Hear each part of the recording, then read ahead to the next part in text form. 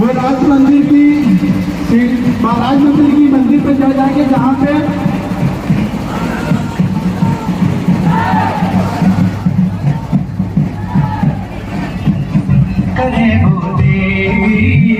यही हर खत में पूछे मेरी माँ कि घर कब आओगे, कि घर कब आओगे, लिखो कब आओगे, कि तुम बिना आंगन सूना सूना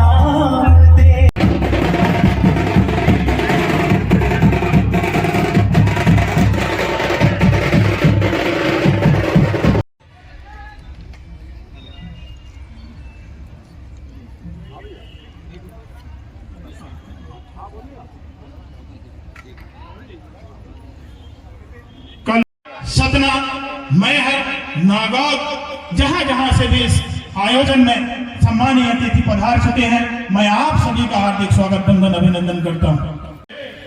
5 वर्षों से निरंतर इस आयोजन को करते आ रहे हैं। हमारी आयोजन समिति कि हमने अपने बुजुर्गों का कहना मानना बंद कर दिया है, इसलिए हमारा आज भिड़प सारी चीजें चल रही हैं। मैं अपने युवाओं से अनुरोध करता हूं कि अपने आप को बदलें। कहते हैं कि जिंदगी में कुछ बनना है तो खुद को बदल दीजिए, सब कुछ आपके पास आ जाता है। यहाँ पर सैनिक के परिजन और सैनिक आकर के सम्मानित हुए हैं। वो आज भी हमें फोन करके ये कहते हैं, अगर सतना जिले के इतिहास से उचेहरा का नाम अलग कर दिया जाए तो सतना संपूर्ण नहीं हो सकता। आज ये शहीदों का सम्मान का जो विराट रूप देखने को हमें मिला, मैं निश्चित रूप से मैं शहीद कल्याण परिषद के राष्ट्रीय संस्थापक होने के नाते तमाम भूतपूर्व सैनिकों की ओर से मैं उचेहरा के तमाम जनमानस को, आयोजक मंडलों को बहुत बहुत बधाई देता हूं। आप लोगों ने आत्मविभोर कर देने वाला ये कार्यक्रम साधारणतः नहीं है। ये युवाओं में राष्ट्रीय भावना विकसित करने का कार्यक्रम है, जो आज के समय की एक चुनौती है। जब सरहद में शहीद तिरंगे झंडे में लिपट कर आता है, तब तो बहुत सारे राजनीतिक नेताओं के घड़ियाली आंसू बहते हैं। सारे राजनीतिक लोग वहां पर पहुंच जाते हैं, लेकिन इसके बाद शायद कोई राजनीतिक नेता उन शहीदों के परिवारों से रूबरू होने का आज तक मुझे देखने में नहीं आया। मैं तमाम मीडिया के बंधु भी यहां पर होंगे, राजनीतिक नेता भी हैं। मैं जानना चाहता हूं कि जिन्होंने राष्ट्र के लिए सर्वोच्च बलिदान किया, उनके लिए एक पार्क न बने, किसी विद्यालय का नाम न हो, रोडों में शहीदों के नाम न लिखे जाएं। नाम किसके लिखे जाएं? ये तो आप लोगों के चिंतन का विषय है। ये चिंतन का विषय मैं आप लोगों के बीच में छोड़ने वाला हूं। मैं कई 1 वर्ष से लगातार जिला शहीद स्मारक बनाने की कवायद कर रहा हूं। कई बार कलेक्टर साहब से, महापौर से मैं कई जगह गया, यहां से झाबुआ तक। वहां पर काफी लोगों ने सम्मान किया, जमीन देने के लिए तैयार हो गए। लेकिन इससे अच्छा तो रीवा है, सतना में आज तक जमीन उपलब्ध नहीं कराएगी। जिला शहीद स्मारक बनने से बहुत से सारे गुमनाम ऐसे वीर पड़े हैं जिनका नाम सतना के युवा या बुजुर्ग तक नहीं जानते, जिन्होंने स्वतंत्रता संग्राम फिर वर्ल्ड वार में, इसके बाद भी बहुत से नाम गुमशुदा हैं। एक राष्ट्र के लिए सर्वोच्च बलिदान देने वाले जिला में गुमशुदा।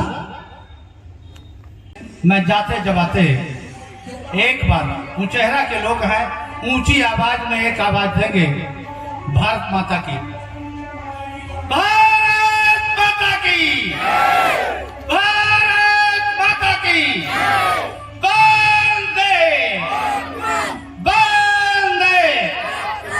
जय। जितना है उससे ज्यादा अपने भाइयों को सबको देख के सुखी हो गई हूँ मैं। मुझे बिल्कुल दुख नहीं है, और जो हुआ वो तो ऊपर वाले की मर्जी थी, हम कुछ नहीं कह सकते। लेकिन यहाँ आके जो मेरे कोई भाई, जो मेरे सब कोई इतना मुझे प्यार दिए, इतना मुझे अच्छा लगा यहाँ आके कि मैं आप लोगों के ऊपर क्या ही बयान दूं, क्या बताऊं, मेरे शब्द ही नहीं आप लोगों के लिए। धन्यवाद। मैं सत्या से न कोई संदेह जाने वो कौन सा देश जहाँ तुम चले चिट्ठी न कोई संदेह जाने वो कौन सा देश जहाँ तुम चले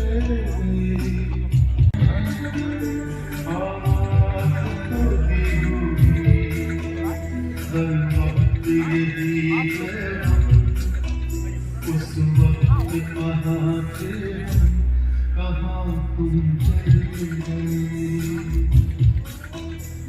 चिट्ठी न कोई संदेश जाने वो कौन सा देश जहाँ तुम चले गए, जहाँ तुम चले गए।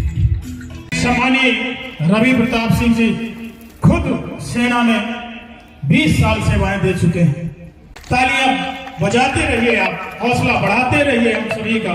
निश्चित रूप से आज हम सम्मान आपका कर रहे हैं और हम खुद गौरवान्वित हो रहे हैं।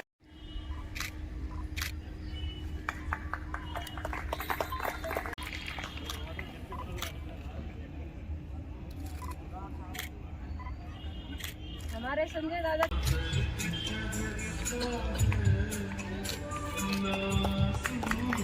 बहुत बहुत वजीर आजम भगत सिंह, शहीद अमर शहीद सुखदेव, अमर शहीद राजगुरु, इन सभी की शहादत एक दिन पहले ही तो हुई है। इनके सम्मान में समूचा राष्ट्र वंदना करता है और शहीद दिवस आयोजन करता है।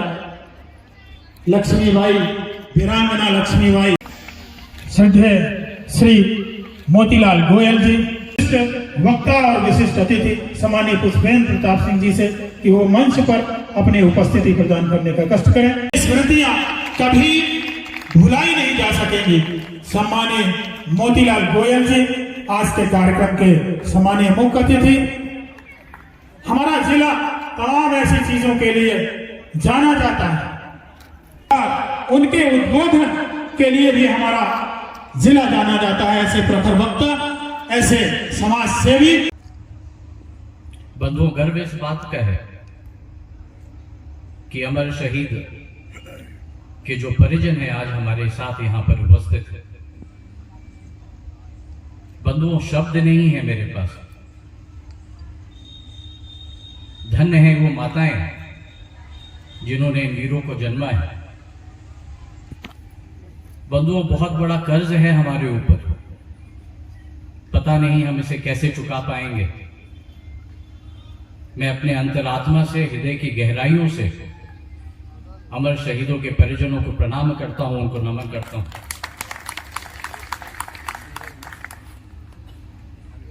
बंधुओं, बहुत बलिदान हुए हमारे वीर जवानों के। अब वक्त है उस रक्त का कर्ज उतारने का। ये जलकर राख नहीं हुए, ये वो अमर दीप हैं जो इस भारत माता के लिए अपना प्राण देकर आज ये अमर शहीद हैं। बंधुओं, ये हमारी भावनाएं हैं जो इस मंच के माध्यम से, इस कार्यक्रम के माध्यम से हम व्यक्त करना चाहते हैं। बंधुओं, ये सम्मान हम देना चाहते हैं उन सेनानियों को। बंधुओं, ये सम्मान हम देना चाहते हैं उन जवानों को जो सरहद पे खड़े, सीमा पे तैनात, आज उस मजबूती के साथ खड़े हैं और शायद उस मजबूती के कारण आज ये राष्ट्र खड़ा है। बंधुओं, आज के शहीद दिवस के इस कार्यक्रम पर, इस अखिल भारतीय कवि सम्मेलन पर के आयोजन पर मंच में विराजमान इस कार्यक्रम के मुख्य अतिथि श्री मोतीलाल गोयल जी, इस कार्यक्रम के विशिष्ट अतिथि श्री पुष्पेंद्र प्रताप सिंह जी मामा साहब, सम्मानित मंच, उपस्थित यहाँ पर नागौर से पधारे सभी सम्मानीयगण, सभी वरिष्ठगण, उचेहरा के मेरे प्रिय नगरवासियों, आज इस कार्यक्रम में मैं कमेटी की तरफ से आप सभी का स्वागत करता हूं, वंदन करता हूं, अभिनंदन करता हूं। बंधुओं, ये 5वां वर्ष है हम लोग इस कार्यक्रम का आयोजन कर रहे हैं। हम आशा करते हैं कि हम आने वाले समय में इस कार्यक्रम को और बेहतर कर सकेंगे। बंधुओं, ये कार्यक्रम बिना आप लोगों के सहयोग से और आप लोगों के योगदान से और आप लोगों के आशीर्वाद के बिना सफल नहीं हो पाएगा। मैं ये आशा करता हूं कि आने वाले समय में आप सब अपना आशीर्वाद, अपना योगदान इस कार्यक्रम में, इस कमेटी को और इस नगर को देते रहेंगे और अच्छे तरीके से इसको और बृहद रूप से हम आगे इस कार्यक्रम को कर सकेंगे, ऐसी मेरी आशा है। बहुत बहुत धन्यवाद। 12 साल का बालक एक दिन खेतों में खुदाई कर रहा था। उसके पिता ने पूछा कि क्या कर रहे हो बेटा? तो भगत सिंह ने बोला, गोलियां बो रहा हूं खेत में, जिससे इतनी गोलियां पैदा करूंगा कि अंग्रेज हमारे देश को गुलाम नहीं रख पाएगा और इस देश से उसको भगा कर कहीं दम लूंगा।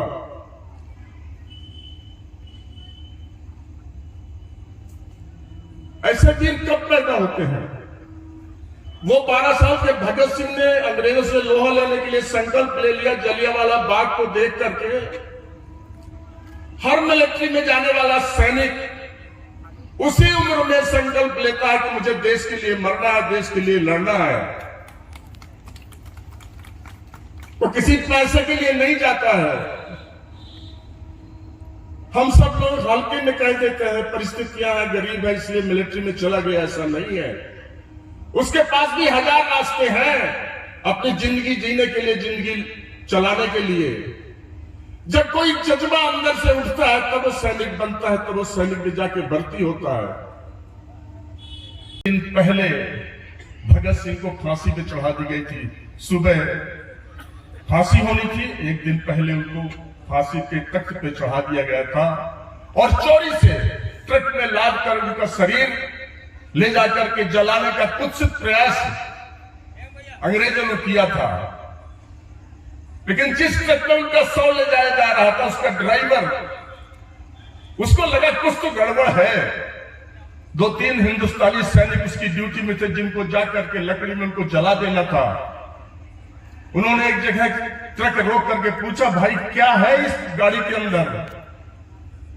उन्होंने कहा कि मुझे मालूम नहीं तुमसे क्या मतलब, तुम तो ड्राइवर हो, गाड़ी चलाओ। उसने बोला तुम भी हिंदुस्तानी हो, हम भी हिंदुस्तानी हैं, पैसे के लिए हम नौकरी करते हैं, कहीं ऐसा गलत काम हमसे ना हो जाए कि हम जीवन पर्यंत अपने को माफ नहीं कर पाए। तुम बताओ क्या है? बताया एक 100 है। किसका 100 है? कहीं भगत सिंह का। कहीं भगत सिंह को तो फांसी कल होनी थी, कहीं अंग्रेजों ने डर के मारे एक दिन पहले फांसी दे दी। अब उनको गुमनामी तरीके से उनका 100 दाह संस्कार करने जा रहे हैं। वो गया, वह सब्जी भाजी मिलिट्री की लाता था, उसके बहुत परिचित थे, हल्ला करके उसने भीड़ को इकट्ठा किया। तब तक में बहुत सारे लोग आ गए। ऐसे ऐसे दृश्य इस देश में देखे हैं। लेकिन वो ये जो कर्णवीर वगैरह देश की सीमाओं में मरे, न मालूम कितने अनाम सैनिक। अभी अभी इलाहाबाद में 2 सैनिक मारा गया, यहीं के गुंडों के कारण मारा गया। सीमा में उसकी शहादत नहीं हुई, किसी की रक्षा करते हुए गुंडों ने ला करके उसको गोली मार दी, मर गए 2 सैनिक। वह विधायक भी मारा गया। आज संकट बहुत विकराल होकर इस देश के सामने खड़ा है। अगर हम शहीदों की स्मृतियों को सजाएं, कब लाहौर हमसे छूटा, कब अफगानिस्तान हमसे छूटा, कब तिब्बत हमसे छूटा, कब पाकिस्तान का निर्माण हुआ, पाकिस्तान बना, बांग्लादेश बना। अभी तो 2-3 साल पहले गांधार से अंतिम हिंदुओं को लेकर के सेना के जहाज वापस हिंदुस्तान आए थे, गुरु ग्रंथ साहब की ग्रंथ को अपने सर में लादे हुए। आखिर इस देश की 125 करोड़ जनता किस दिन चेतेगी? हमसे अच्छी तो उस समय के लोग थे जो एक भगत सिंह को फांसी देने में पूरा, जिसके साम्राज्य में सूर्य नहीं डूबता था, उनकी भी रूहें कांप गई थी कि भगत सिंह को फांसी देने में पूरे हिंदुस्तान में बगावत हो जाएगी। आज हम इतने बलिदान देने के बाद हमारी चेतना जागृत नहीं हो रही है। हम नहीं सोच पा रहे हैं कि आने वाले समय में पीढ़ियां किस तरह के कष्ट इस देश के अंदर भोगेगी। बंधुओं, देश की सीमाओं की कोई चिंता इस देश को नहीं है। हमारे वीर सैनिक को आज की डेट में कोई लड़ने वाला इस विश्व में नहीं जो हमारे सैनिकों से लड़ सके। लेकिन हमारे गली में, हमारे मोहल्ले में, हमारे शहर में वो कुत्सित अपराधी जो पनप रहे हैं, उनको देखने का काम इस समाज को करना होगा। अगर वो गलत षड्यंत्र करके इस देश को तोड़ना चाहते हैं, उनको देखने की जिम्मेदारी हमारी होगी। काला पानी की सजा सबसे बड़ी सजा क्यों थी? मन में एक जिज्ञासा भी थी। जब मैं कुछ समय पहले, आज से करीब 15 साल पहले, सेलुलर जेल देखने गया और वहां सेलुलर जेल की जब वो कोठरियां देखी मैंने, तब ये एहसास हुआ कि भी हमारे क्रांतिकारियों ने क्या बलिदान दिया है। छोटी छोटी कोठरियां जिसमें हम सीधे बैठ भी नहीं सकते, उन्होंने पूरी जिंदगी 30-30, 40-40, 50-50 साल हथकड़ियों में जुड़े हुए उन कोठरियों में अपने बिताए हैं। उसके बाद हमें ये देश को आजादी मिली है। इस आजादी की कीमत इतनी बड़ी है कि उसकी कोई कीमत हो ही नहीं सकती। और जैसा पुष्पेंद्र सिंह जी ने कहा कि ऐसे कार्यक्रमों में, क्योंकि ऐसे कार्यक्रम करने में बहुत कुछ समय देना पड़ता है, जहां भी ऐसे कार्यक्रम हो,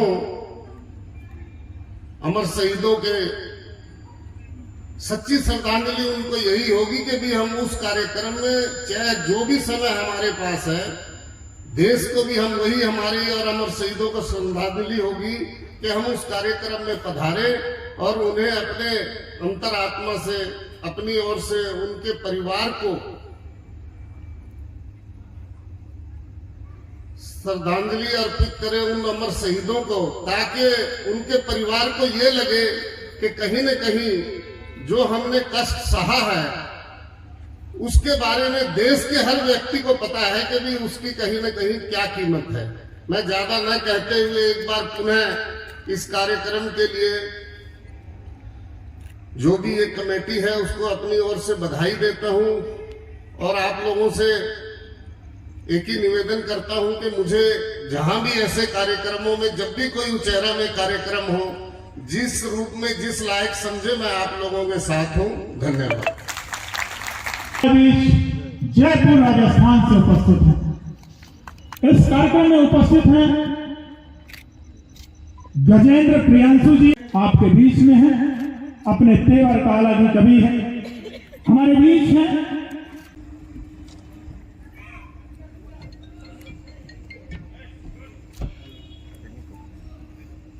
गजेंद्र प्रियांशु जी के सम्मान के लिए मैं आमंत्रित करता हूं। पारेख जी का सम्मान करें, आदरणीय गजेंद्र पांडे जी।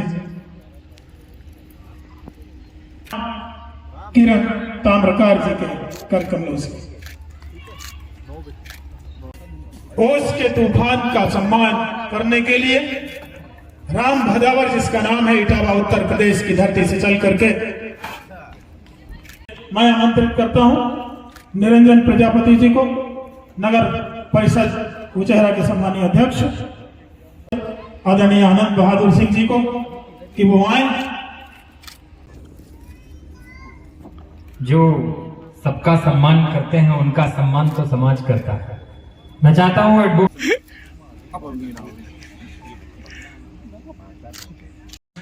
परंपरा रही है, ये महाराज कुमार साहब का संस्कार है जो उन्हें विरासत में मिला है कि हम तेज है माँ के नयन में, माँ है मंगलकारी, शीश में मणि मुकुट सोहे हंस की सवारी। धूप दीप मेवा लाओ जी, धूप दीप मेवा लाओ जी, हितकारी माँ को लुभाओ जी। धूप दीप मेवा लाओ जी, हितकारी माँ को लुभाओ जी। हम सब मैया तुम्हारे हैं नंदन। भी राम राम, मन से भी राम राम, आचरण से भी राम के समान रहिए, तो सुख होया दुख सब राम का प्रसाद जानी। सुख दुख दोनों एक ही समान सहिए, कि सुख होया दुख सब राम का प्रसाद जानी। सुख दुख दोनों एक ही समान सहिए, और राम जी तुम्हारे और तुम श्री राम जी के जाहि विधि राखे राम ताहि। कहां गए अब मंदिर को शमशान बनाने वाले? लोग मुझसे कहते हैं तीर तलवारों की युद्धों की बात करते हो, तुमने कितनी लड़ाइयां लड़ी हैं। उनकी आंखों में आंखें डाल के कहता हूं, मैं लड़ाई लड़ता हूं, 5 वर्ष में एक बार लड़ता हूं, और मुझे पता होता है कि बटन कौन सा दबाना है। कहां गए अब मंदिर को शमशान बनाने वाले?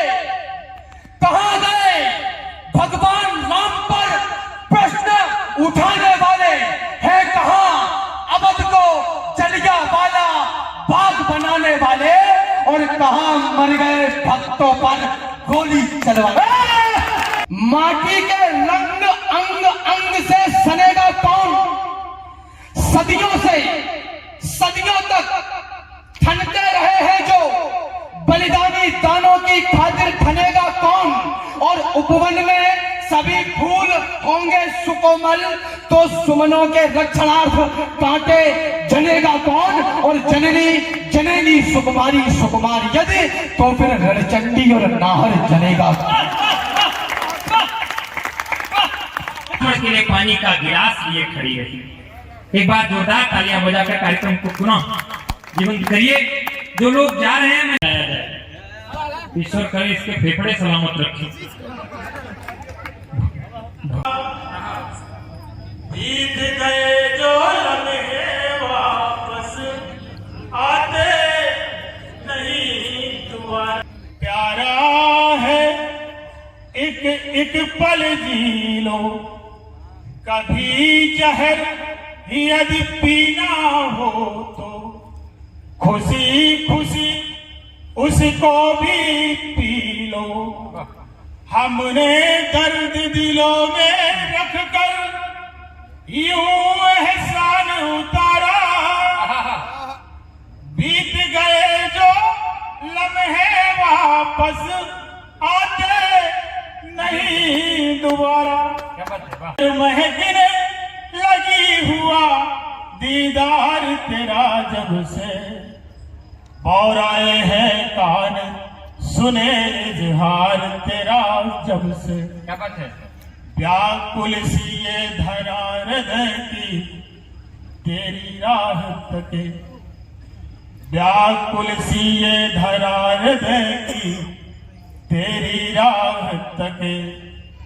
आलिंगन करने को मेरी दोनों बाह तके। और मन मत वाला हुआ सुना, मन मत वाला हुआ सुना इकरार तेरा जब से, बौराए हैं कान सुने इजहार तेरा जब से। आपके हिलने से देश हिलेगा, पैसा है तो विधायक का टिकट मिलेगा। कितना भी बेसुरा गाओ, आप सुरों के सदे हो। पैसा है तो कोई नहीं कहेगा कि आप गधे हो। सावन भी पैसों से बिन सावन घास हरी मिल जाती है। पैसे हो तो गधे को परी मिल जाती है। रोज सुबह सुबह उठकर दूध के साथ मलाई चाटोगे। पैसे होंगे तो उद्घाटनों के फीते आप काटोगे। पैसे आने के बाद ही हर काम में दक्ष बनोगे। पैसे होंगे तो समाज के अध्यक्ष बनोगे। पैसे होंगे तो कोई नहीं कहेगा कि आपको ज्यादा चढ़ी हुई है। पैसे होंगे तो कोई नहीं कहेगा कि आपकी दाढ़ी बड़ी हुई है। पैसे होंगे तो कोई नहीं कहेगा कि आप बोलने में हकले हो। पैसे होंगे तो कोई नहीं कहेगा कि आपके सिर में बाल नहीं और आप टकले हो। हाल दिल का छिपाना नहीं आएगा, हाल दिल का छिपाना नहीं आएगा। कौन तुम सा तराना नहीं गाएगा। आज मुस्कान की तुमने तारीफ की, आज मुस्कान की तुमने तारीफ की। अब मेरा मुस्कुराना नहीं जाएगा, अब मेरा मुस्कुराना नहीं जाएगा। और पीले कुर्ते में एक भाई साहब वहां पर बैठे हैं, आप तक भी मेरा प्रणाम पहुंचे। हम लोग पूरे देश भर में घूमते हैं, कवि सम्मेलन करते हैं, पर यकीन मानिए ऐसी मूछें हमने कहीं नहीं देखी। आपकी मूछों को भी मैं प्रणाम करती।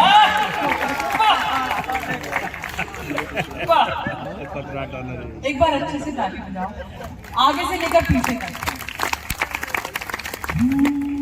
देखिए, हम लोग लिखने वाले लोग हैं। हमारे डिक्शनरी में लॉन्ग डिस्टेंस रिलेशनशिप जैसी चीजें नहीं होती, क्योंकि हम अपने प्रेमी को पन्ने पर महसूस करना जानते हैं। जब हम पन्ने पर हथेली रखते हैं तो हमें हथेली महसूस होती है। जब हम शब्द पर हथेली रखते हैं तो हमें उंगलियां महसूस होती हैं। सुनिएगा, इस बार मैं आपकी भी दाद चाहूंगी जो टेंट के पीछे खड़े हुए हैं। तार दिल के हिले शायरी हो गई, तार दिल के हिले शायरी हो गई। पुलिस वाले भी कविता सुन रहे हैं, जो किसी के पिताश्री की नहीं सुनते वो आज कविता सुन रहे हैं, ये बहुत अच्छी बात है। तार दिल के हिले शायरी हो गई, तुझसे मिलकर गले हाय रे सो गई। मैं तो बस्ती में रख कर खिलाई तुम्हें, मैं तो बस्ती में रख कर खिलाई तुम्हें। बीच रास्ते में ही डायरी हो गई, बीच रास्ते में ही डायरी खो गई। बहुत अच्छा सुन रहे हैं आप सभी। 4 पंक्तियां और निवेदित करती हूँ, सुनिए। स्वागत है। मातृशक्ति यहाँ पर बैठी है, मेरी मामी भी यहाँ पर बैठी हैं। मैं 4 पंक्ति मातृशक्ति को भेंट करना चाहती हूँ। कुछ वक्त के लिए आप सभी अपने बचपन में जाइए और देखिए क्या होता था जब माँ रूठ जाती थी। हो भले तंग मगर दिल से दुआ देती है। हो भले तंग मगर दिल से दुआ देती है, और नाराजगी बिन बोल जता लेती है। सुबह से मान मेरी और निहारा भी नहीं, सुबह से मान मेरी और निहारा भी नहीं। शाम होते ही माँ सीने से लगा, शाम होते ही माँ सीने से लगा लेती है। एक गीत और मैं तुम ना हो तो इस जीवन का होना क्या होना है। तुमको ना पाया तो सब कुछ पाकर भी खोना है। तुमको ना पाया तो सब कुछ पाकर भी खोना है। साथ दो। मेरी छोटी सी दुनिया को, मेरी छोटी सी दुनिया को तुम देते विस्तार, तुम्हें कैसे ना करते प्यार। तुम हंसते हो तो लगता है हंसता है संसार, तुम्हें कैसे ना करते प्यार, तुम्हें कैसे ना करते। बहुत अच्छा, वाह वाह। ताली बजाओ। वादा करे कि अब कोई गुस्सा नहीं होगा। बहुत बढ़िया। वादा करे कि अब कोई गुस्सा नहीं होगा। यही है प्रेम की ताकत कि इंसान दुनिया में, यही है प्रेम की ताकत कि इंसान दुनिया में परेशान हो भी सकता है मगर तन्हा नहीं होगा। परेशान हो भी सकता है मगर तन्हा नहीं होगा। और मुझे यकीन है इस शेर पर आप अपने प्रेम को, आप अपने प्यार को याद जरूर करेंगे। तुम्हारे बिन गुजर जाए, तुम्हारे बिन जिया जाए, तुम्हारे बिन गुजर जाए, तुम्हारे बिन जिया जाए। हमारी जिंदगी का एक भी लम्हा नहीं होगा।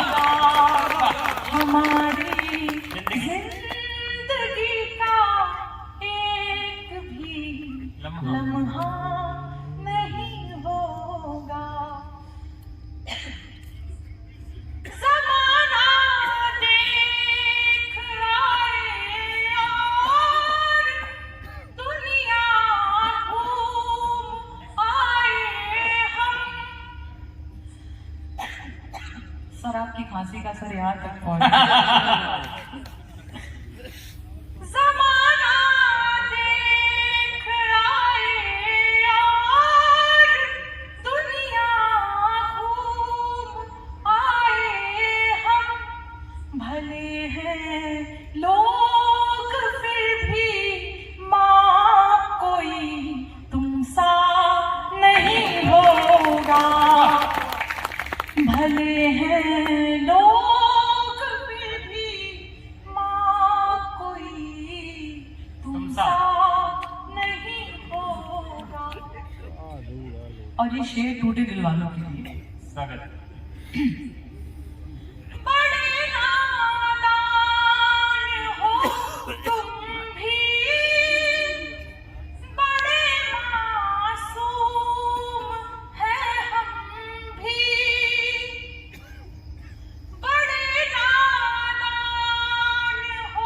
गौरी बड़े मासूम है हम भी वो सपना देखते हैं जो कभी पूरा नहीं होगा। वो सपना देखते हैं जो कभी पूरा पूरा नहीं होगा। हमारे पास मरने के सिवा रास्ता नहीं होगा। कोई अनबन, कोई शिकवा, कोई झगड़ा नहीं होगा। चार पंक्तियां आपको भेंट करके जाना चाहती हूँ। आपने इतना प्रेम दिया, इतना स्नेह दिया, मुझे सालों तक ये याद रहेगा। होठों पर मुस्कान हमारे रहती है, होठों पर मुस्कान हमारे रहती है, हंसने का कारण देती है ये दुनिया। अक्सर तुमसे मिलकर ऐसा लगता है कितना अपनापन देती है ये दुनिया। अपना काम है, सुबह उठ के एक बयान दे दिया, रामचरितमानस पे दे दिया, कहीं कहीं तो कोई मतलब नहीं। अभी कल को कहो सूरदास जी पे मुकदमा हो जाए कि तुमने झूठ लिखा। तुमने लिखा जब तुम अंधे थे तो तुमको कैसे मालूम कि सूरदास वो भगवान के बकैया चल रहे थे। और अच्छा जज साहब भी, हमारे पुलिस वाले भी बैठे रहते, उनको पास कोई नाम मुकदमा लिखो, लिख दिया मुकदमा। सूरदास जी लिखते हैं वो उनके कन्हैया जो है घुटनों के बल चल रहे हैं, आंगन में खेल रहे हैं, अंधे थे तो तुमको कैसे दिखाई पड़ा? मुकदमा हो सकता है। तो देश में खाली बैठे हुए लोगों के पास बहुत काम है। अच्छा हम लोगों को फुर्सत नहीं, हमको तो कभी सम्मेलन से फुर्सत नहीं। जो समय बचा अपने बीवी बच्चों के साथ रहते, तो ये देश समाज हम देख ही नहीं पाते हैं कि कहाँ क्या है। अच्छा कवि सम्मेलन आप सुनने आए हो, आप दिल पे हाथ रख के सोचो कि आपको चिंता नहीं, आपके घर की चिंता है, पैसों की चिंता है, परिवार की चिंता है। अब ये यहाँ से देश की भी चिंता लाद के जाओ, मतलब घर पहुंचो तो बीपी हाई हो जाए, कोई निपट जाए। कवि सम्मेलन में टेंशन लेने आते हो, आप कविता सुनने आते हो, मतलब मन हल्का करने आए कि टेंशन लेने आए? तो देखो क्या है कि मन हल्का करके जाओ, यहाँ से कवि सम्मेलन से जाओ, बातें सब वही कहो। देखो दवाई सब प्रकार की होती है, कड़वी गोली होती है, खा लो मतलब कि उल्टी हो जाए। एक होम्योपैथी की गोली होती है, उसमें बहुत कड़वी दवाई होती है, लेकिन गोली में मिला के दी जाती, आदमी आराम से खा लेता है। तो हमारी कविता होम्योपैथी की गोली है।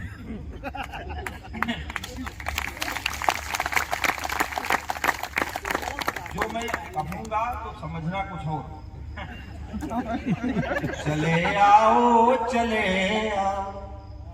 हुई आजाद अब घाटी, मेरे महबूब ने भेजी मुझे कश्मीर से पाती। मैं आऊंगा मुझे डर क्या जमाने का। मैं आऊंगा मुझे डर क्या जमाने का। फटे फैयाज का कुर्ता या फिर इमरान की छाती। फटे फैया शहंशाह मुगले आजम है, हम अनारकली हैं।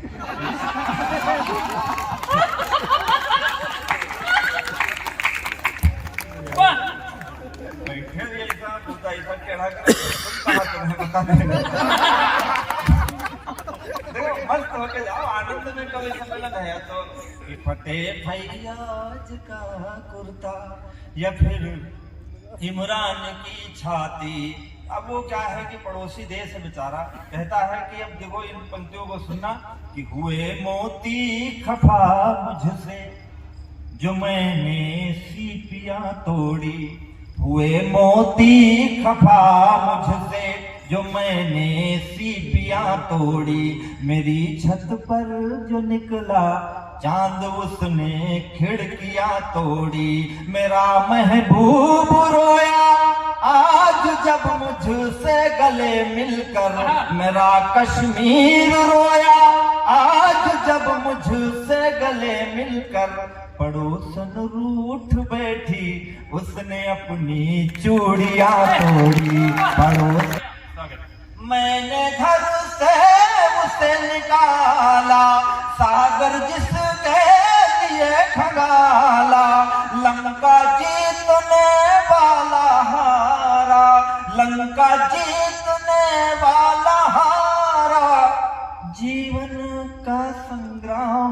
सिया तेरा अभिशापित है राम, सिया तेरा अभिशापित है राम। बोल रहा पौरुष की भाषा, मेरा राजकुंवर नन्हा सा। दो छोटे छोटे बच्चे। बोल रहा पौरुष की भाषा, मेरा राजकुंवर नन्हा सा। जो प्राणों से भी प्यारा है, जो प्राणों से भी प्यारा है, आज वही प्राणों का प्यासा, आज मेरे प्राणों का प्यासा। मेरा साहस तोल रहा है, मानो मुझसे बोल रहा है। जननी की हर एक पीड़ा का पाओगे परिणाम, सिया तेरा अभिशापित है राम। अंतिम पंक्तियां हैं। प्रभु श्री राम ने जल समाधि दी। क्यों ली?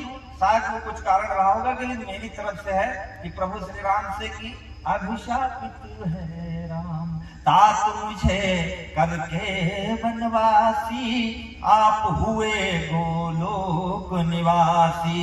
मेरे राज कुंवर कुटिया में मैं हूँ राजभवन का वासी, मैं हूँ राजभवन का वासी। कहती रघुकुल रीति भागे, अब तक प्राण नहीं क्यों त्यागे। धरती शायद ठुकरा देगी, जल में है विश्राम, सिया तेरा अभिशापित है। रोज नई सुंदरी जो, रोज नई सुंदरी जो बूढ़ों से विवाह करे, नहीं ऐसा कोई छल छंद होना चाहिए। आखिरी पंक्ति में ताली इतनी बजी को चेहरा से कल ये कानून पास हो जाए कि रोज नई सुंदरी जो बूढ़ों से विवाह करे, नहीं ऐसा कोई छल छंद होना चाहिए। बाल ब्याह जैसी कुप्रथा तो बंद हो गई है, वृद्ध ब्याह भी तो अब बंद होना चाहिए। पैसे वाले बूढ़े जब दूसरा विवाह करें, लगता है फिर से बाहर नहीं आई है। पैसे वाले बूढ़े जब दूसरा विवाह करें, लगता है फिर से बाहर नहीं आई है। अगोरी नई बीबी संग बूढ़ा देख लगा मानो, एक्सपायरी डेट की दवाई वो पाई है। गोरी नई बीबी संग बूढ़ा देख लगा मानो, एक्सपायरी डेट की दवाई वो पाई है। आपको भी जानकर, आपको भी जानकर होश उड़ जाएंगे जो सुंदरी ने बात मुझे राज की बताई है। और आखिरी बात अगर सही लगे तो फिर आशीर्वाद पीछे तक मिले कि आपको भी जानकर होश उड़ जाएंगे जो सुंदरी ने बात मुझे राज की बताई है। बैंक में है इनकम, उम्र के हैं दिन कम, इसीलिए शादी मैंने बुढ़े से रखी।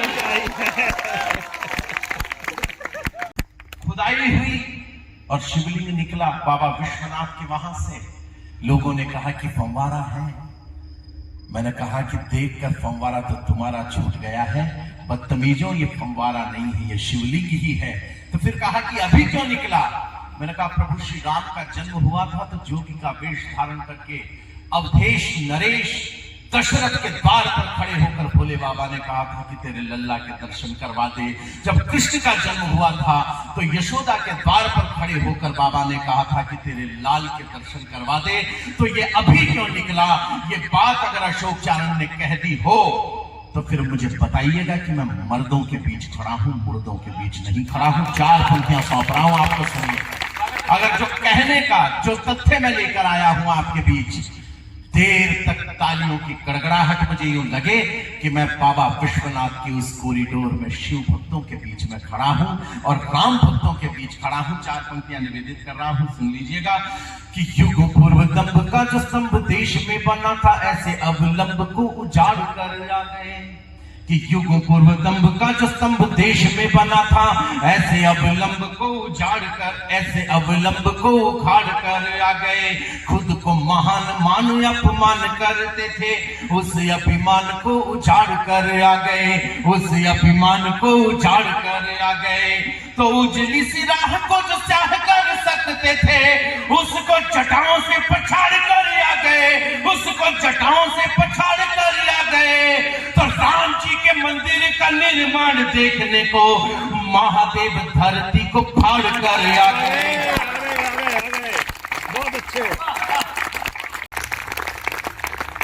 और बहुत गुरूर के साथ एक बात कह रहा हूं आपके बीच, मेरा हीरो वो नहीं है जो किरण को बोलते वक्त 3 बार हकलाता है। मेरा हीरो वो भी नहीं है जो किसी समंदर के तटबंध पर किसी अदरंगी लड़की के साथ ठुमके लगाता हुआ नजर आता है।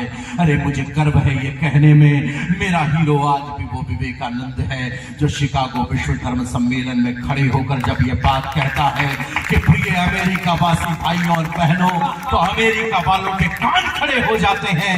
स्वामी विवेकानंद के उस बात पर तो पूरा सदन तालियों से गूंज जाएगा। स्वामी जी जब उस भवन से बाहर निकल रहे थे शिकागो से, एक खूबसूरत अंग्रेज युवती आती है और आकर उनसे कहती है कि आप जैसा तेजस्वी पुत्र प्राप्त करना चाहती हूँ, मुझसे विवाह कर लीजिए। तो स्वामी जी ने अपने हाथ जोड़े और कहा कि माँ तुम मुझे ही अपना बेटा क्यों नहीं मान लेते। उस विवेकानंद की मूर्ति को इस देश में तोड़ा गया। 4 पंक्तियां पढ़ता हूं आपके बीच। क्या सम्मान विवेकानंद का ये भूमि करती है देखना चाहता हूं कि प्रथम संबोधन प्रणाम विश्व भावना को प्रज्ञा की प्रथाओं में विवेकानंद जिंदा है। एक जहरीला झोंका कर क्या लेगा हमारा, राष्ट्र की हवाओं में विवेकानंद जिंदा है। तो काफिला कपूतों का करेगा क्रूर कर्म पर, माओ की दुआओं में विवेकानंद जिंदा है। और 10-20 गुंडों का ये दल क्या करेगा जब करोड़ों युवाओं में विवेकानंद जिंदा है। आभार चेहरा, करोड़ों युवाओं में विवेकानंद जिंदा है, करोड़ों युवाओं में विवेकानंद जिंदा है। लाखों स्वर्गों से सुंदर है ये धरती हिंदुस्तान की, ये धरती हिंदुस्तान की। तो रंग दिखाती महाराणा का, रंग दिखाती महाराणा का, अब तक हल्दी घाटी है, रंग दिखाती महाराणा। बाकी लोग भी अगर इंडिया से हो तो शरीक हो जाएं, अगर भारत पर नहीं हो तो। कि रंग दिखाती महाराणा का, अब तक हल्दी घाटी है, यहाँ निराली पत्नियों की जौहर की परिपाटी है, यहाँ निराली पत्नियों की जौहर की परिपाटी है। शौर्य रंग के सरिया देती मिट्टी राजस्थान की, लाखों स्वर्गों से सुंदर है ये धरती हिंदुस्तान की, ये हिंदुस्तान की। तो जिसका कोई अंत नहीं, जिस बहुत अच्छे गीतकार हैं अनिल भाई हमारे, उनको ये आखिरी बंद सौंपता हूँ कि जिसका कोई अंत नहीं। आखिरी बंद सारे हाथ आसमान में उठा लीजिए, इस उत्सव को महोत्सव बनाइए कि जिसका कोई अंत नहीं, जिसका कोई अंत नहीं, ये आसमान अफसानों का, जिसका कोई अंत नहीं, ये आसमान अफसानों का। नगर नगर पर नगर बसा है यहाँ पे देश दीवाने का, नगर नगर पर नगर बसा है यहाँ पे देश दीवानों का।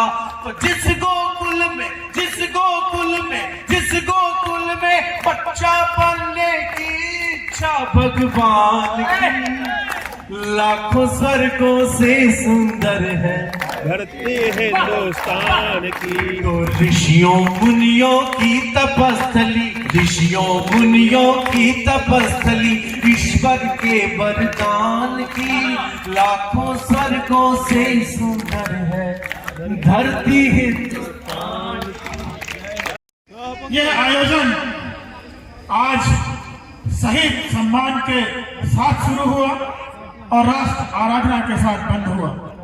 इस आयोजन में जिन जिन ने अपना किसी भी तरह से प्रत्यक्ष अप्रत्यक्ष थोड़ा भी सहयोग किया है, हम आयोजन समिति की ओर से आप सभी का आभार व्यक्त करते हैं।